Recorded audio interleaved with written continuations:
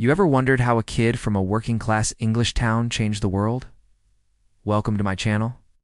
Today we're looking at the life of Alan Moore, Part 1, The Early Years.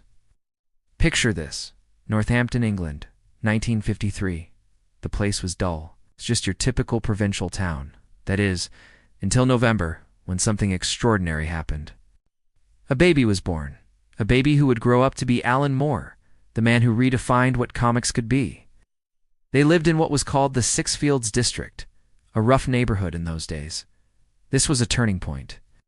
It sparked in him a desire to create, to make something new and exciting out of this seemingly simple marriage of words and pictures.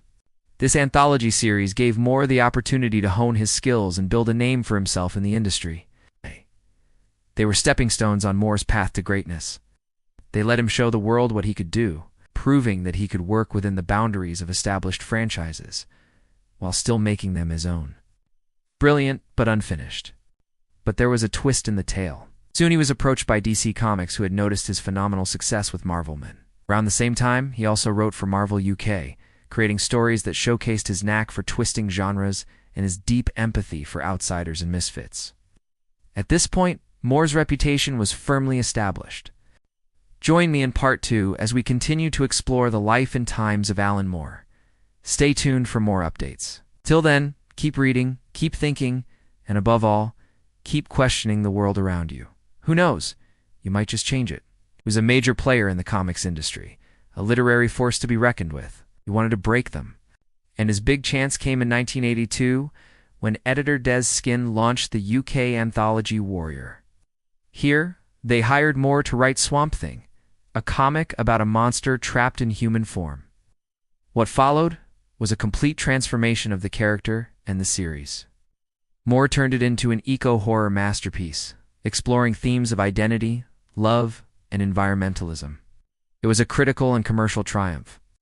Backed by Skin's editorial vision, Moore produced some of his most groundbreaking work. Alan had two younger brothers, one of whom, sadly, died of cancer when he was only 12.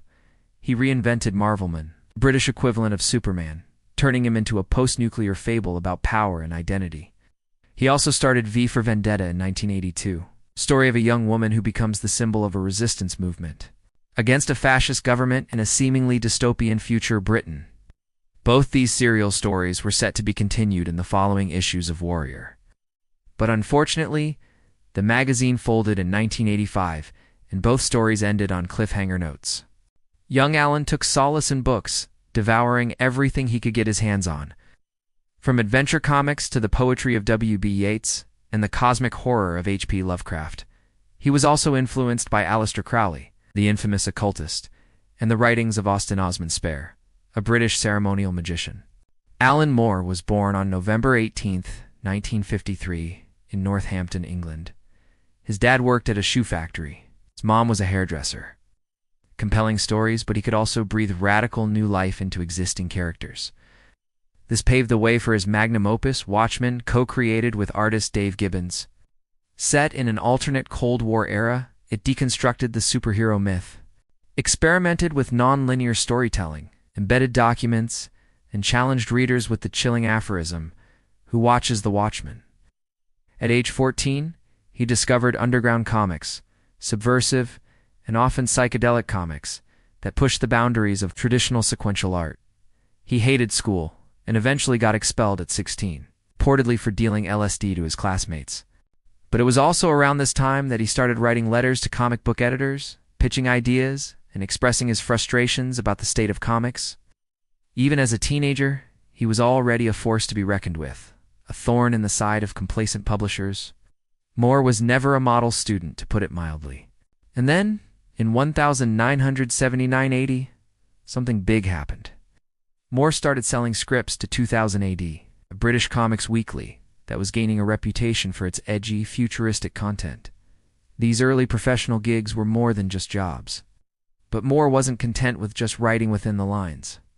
With artist Gary Leach, it seemed that Moore's career might follow the same trajectory in 1983. Swamp Thing proved that Moore could not only write complex. Watchmen won multiple Eisner Awards and was later named one of Time magazine's as 100 best novels. But his story doesn't end here. There's more to come.